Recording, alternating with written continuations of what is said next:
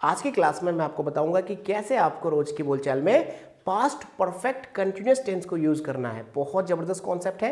पूरी क्लास को पूरे कंसंट्रेशन के साथ आप अटेंड कीजिए और नोट्स बनाना स्टार्ट कर दीजिए। चलिए आइए अब हम लोग टॉपिक को स्टार्ट करते हैं।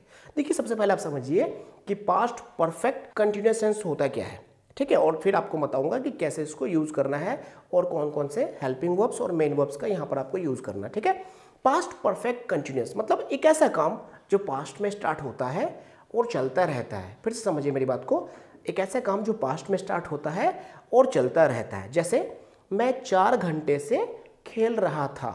अब देखिए मैं खेल रहा था कब से? 4 घंटे से। मतलब एक ऐसा काम जो पास्ट में 4 घंटे पहले स्टार्ट हुआ और वो चल रहा था। ठीक है, दूसरा एग्जाम्पल लीजिए, मेरे चाचा जी इस ऑफिस में 2010 से काम कर रहे थे। ठीक है, अब देखिए काम करना उन्होंने कब स्टार्ट किया? 2010 में, और काम करते रहे थे मतलब कर रहे थे कब तक? वो जब तक एक कोई ना कोई डेडलाइन होगा। ठीक है, मेरे चाचा जी इस ऑफिस में 2010 से काम कर रहे थे।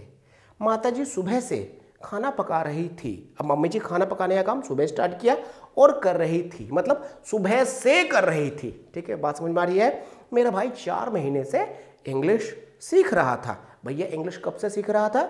4 महीने से इंग्लिश सीख रहा था। मतलब क्या है? एक ऐसा काम जो पास्ट में स्टार्ट हुआ और चलता रहा एक पर्टिकुलर टाइम तक, उसे क्या कहते हैं?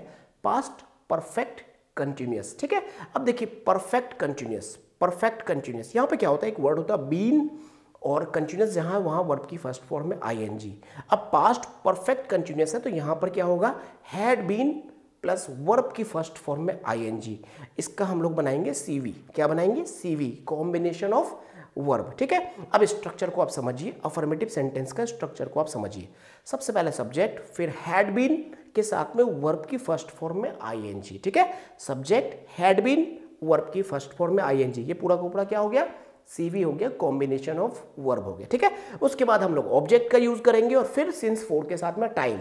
अब देखिए सिंस 4 के साथ में टाइम आप जोड़ते हो, सिंस का यूज कहाँ करते हो और 4 का यूज आप कहाँ करते हो, ये मैंने आपको प्रेजेंट परफेक्ट कंटिन्यूअस वाले टॉपिक में डिटेल में समझाया था।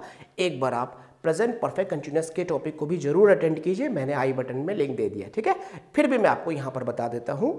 देखिए सिंस का यूज आप करेंगे पॉइंट ऑफ टाइम बताने के लिए और 4 का यूज करेंगे आप पीरियड ऑफ टाइम बताने के लिए। ठीक है, सिंस का यूज किसके किसके साथ करोगे आप? मॉर्निंग, इवनिंग, यस्टरडे, कोई भी डे का नाम हो जाए, जैसे Monday, Tuesday, Wednesday, Friday, Saturday. ठीक है, या कोई भी मंथ का नाम हो जाए, जैन, फेब, मार्च, अप्रैल। ठीक है, या फिर आप कोई पर्टिकुलर ईयर बोल रहे हो, 2010, 2014, 1947, या फिर कोई डिकेड बता रहे हो आप 1960। ठीक है, या फिर आप कोई ओ क्लॉक बता रहे हो, जैसे कि भाई 2 बजे से 4 बजे से 6 बजे से, इनके साथ में सिंस का यूज होगा। ठीक है, और 4 का यूज कहाँ करना है आपको? जैसे आपको 2 आवर्स बोलना है, 4 आवर्स बोलना है, 2 डेज, 4 डेज, 2 वीक्स, या फिर 2 मंथ्स बोलना है, 2 ईयर्स बोलना है, शॉर्ट टाइम बोलना है, लॉन्ग टाइम बोलना है। ठीक है, सम टाइम बोलना है, तो इनके साथ में आपको 4 का यूज करना है। ठीक है, चलिए आइए अब हम लोग टॉपिक को स्टार्ट करते हैं। कुछ एग्जांपल से आपको मैं समझाने की कोशिश करता हूं। स्ट्रक्चर क्या है? सब्जेक्ट हैड बीन वर्ब की फर्स्ट फॉर्म में आईएनजी, ऑब्जेक्ट सिंस 4 के साथ में टाइम। ठीक है, मैं 4 घंटे से खेल रहा था। I had been playing for 4 hours. ठीक है, I had been playing for 4 hours. Delhi में 6 दिनों से बारिश हो रही थी। It had been raining in Delhi for 6 days. It had been raining in Delhi for 6 days. मैं 2010 से इस ऑफिस में काम कर रहा था। I had been working in this office since 2010। ठीक है, सिंस 2010। मम्मी सुबह से कपड़े धो रही थी। Mummy ji had been washing the clothes since morning. Mummy ji had been washing the clothes since morning. Papa ji सुबह से कार चला रहे थे। Papa ji had been driving a car since morning. मेरा भाई 4 महीने से इंग्लिश सीख रहा था। My brother had been learning English for 4 months। ठीक है, ये सारे एग्जाम्पल्स आपके अफर्मेटिव सेंटेंसेस के थे। चलिए आइए अब नेगेटिव सेंटेंस कैसे बोलोगे आप? नेगेटिव सेंटेंस में क्या होता है? नॉट का यूज होता है। नॉट का यूज कहाँ करेंगे आप? हैड के बाद। ठीक है, subject had not been, subject had not been verb की फर्स्ट फॉर्म में ING. Subject had not been verb की फर्स्ट फॉर्म में आईएनजी। ये हैड नॉट बीन वर्ब की फर्स्ट फॉर्म में आईएनजी, ये पूरा का पूरा क्या है? सीवी है, मतलब कॉम्बिनेशन ऑफ वर्ब है। नॉट को कभी भी हेल्पिंग वर्ब से अलग करके मत देखिएगा, उसको एक जगह करके देखिएगा। ठीक है, तो subject had not been verb की फर्स्ट फॉर्म में आईएनजी, ऑब्जेक्ट सिंस फॉर के साथ में टाइम, ठीक है। मैं सुबह से गाना नहीं गा रहा था, I had not been singing songs since morning, ठीक है। मेरा बॉस कल से ऑफिस नहीं आ रहा था, my boss had not been coming to office since yesterday. हम दिल्ली में 2010 से नहीं रह रहे थे, we had not been living in Delhi since 2010। Delhi में 6 महीने से बारिश नहीं हो रही थी, it had not been raining in Delhi for 6 months, ठीक है। मेरे चाचा जी 4 घंटे से क्रिकेट नहीं खेल रहे थे, my uncle had not been playing cricket for 4 hours, ठीक है। ये सारे एग्जाम्पल्स नेगेटिव सेंटेंसेस के थे। ध्यान से सुनिएगा, मेरी बात को समझते रहिए और हाँ नोट करते रहिए। नोट नहीं कीजिएगा तो कॉन्सेंट्रेशन इधर उधर आपका हो जाएगा, ठीक है। फोकस के साथ मैं जो बातें आपको बता रहा हूँ आप उसको समझिए और रोज की बोलचाल में आपको यूज़ करना है, ठीक है। तो ये आपने रिप्लाई किया 2 तरह से, मैंने आपको बता रखा है रिप्लाई कितने तरीके से होती है, 2 तरीके से, अफर्मेटिव में और नेगेटिव में, ठीक है। अब चलिए आप पूछोगे कैसे किसी से आप पूछोगे कैसे। पूछने के लिए 2 तरह से हम लोग क्वेश्चंस पूछते हैं। किसी से कुछ पूछना हो तो हम लोग उसके लिए 2 तरह के सेंटेंसेस को यूज़ करते हैं। एक जो क्वेश्चन होता है वो इंटरोगेटिव होता है, दूसरा क्वेश्चन WH इंटरोगेटिव होता है।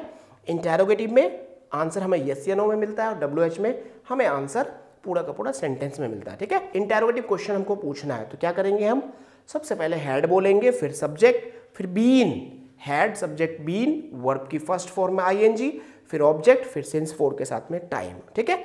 क्या आप 6 महीने से इंग्लिश सीख रहे थे, had you been learning English for 6 months, had you been learning English for 6 months, ठीक है। क्या आप 2010 से दिल्ली में रह रहे थे, had you been living in Delhi since 2010, had you been living in Delhi since 2010। क्या मम्मी जी सुबह से खाना पका रही थी, had mummy ji been cooking food since morning. क्या आप 4 महीने से रोहित से लड़ रहे थे, had you been fighting with Rohit for 4 months, ठीक है। ये सारे एग्जाम्पल्स इंटरोगेटिव क्वेश्चंस के थे। अब देखिए WH इंटरोगेटिव में आपको क्या करना है, सबसे पहले WH वर्ड, फिर हैड, फिर सब्जेक्ट, फिर बीन, वर्ब की फर्स्ट फॉर्म में ING, फिर ऑब्जेक्ट, उसके बाद में सिंस फॉर के साथ में टाइम का आपको यूज करना, ठीक है। आप 4 महीने से इंग्लिश कहाँ सीख रहे थे, where had you been learning English for 4 months, where had you been learning English for 4 months। Mummy ji सुबह से क्या कर रही थी, what had mummy ji been doing since morning. Papa ji सुबह से कहाँ क्रिकेट खेल रहे थे, where had papa ji been playing cricket since morning, ठीक है। आप 2010 से कहाँ काम कर रहे थे, where had you been working since 2010।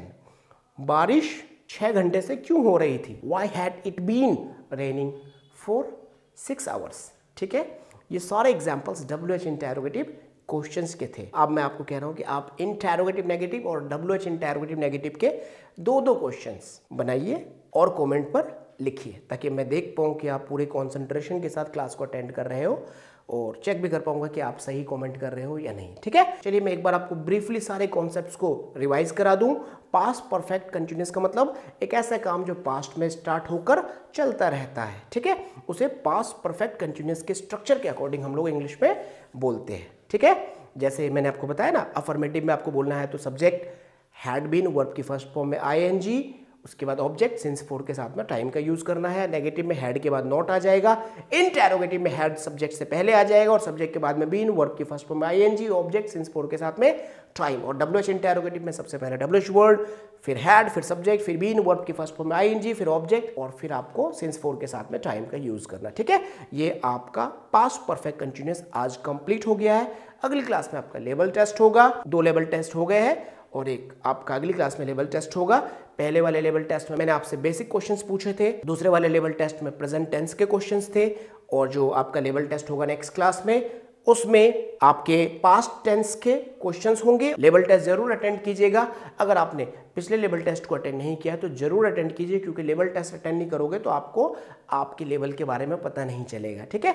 तो आगे आने वाले लेवल टेस्ट को जरूर अटेंड कीजिए, पीछे की सारी क्लासेस को आप रिवाइज कीजिए और आगे की हर क्लास को टाइम पर अटेंड कीजिए। पूरे कोर्स को पूरी जिम्मेदारी के साथ आप अटेंड कीजिए, डेफिनेटली आपको फायदा होगा, क्योंकि हम लोगों ने कोर्स ही कुछ इस तरीके से डिज़ाइन किया है जो हिंदी मीडियम वाले स्टूडेंट्स के माइंडसेट के अकॉर्डिंग है, उनकी ज़रूरत के अकॉर्डिंग है। इसलिए हमने पूरा का पूरा कोर्स आपको बहुत ही इजी भाषा में प्रोवाइड कराने का डिसीजन लिया हुआ है। चलिए आप क्लासेस को अटेंड करते रहिए, आप कमेंट करके ज़रूर हमें अपना एक्सपीरियंस बताइए। चैनल को अगर आपने सब्सक्राइब नहीं किया तो सब्सक्राइब कर लीजिए और अपने दोस्तों को भी इस सीरीज के बारे में ज़रूर बताइए। चलिए मिलते हैं आपसे अगली क्लास में। Thank you for joining young Guru academy. Take care of you and your loving family. जय हिंद।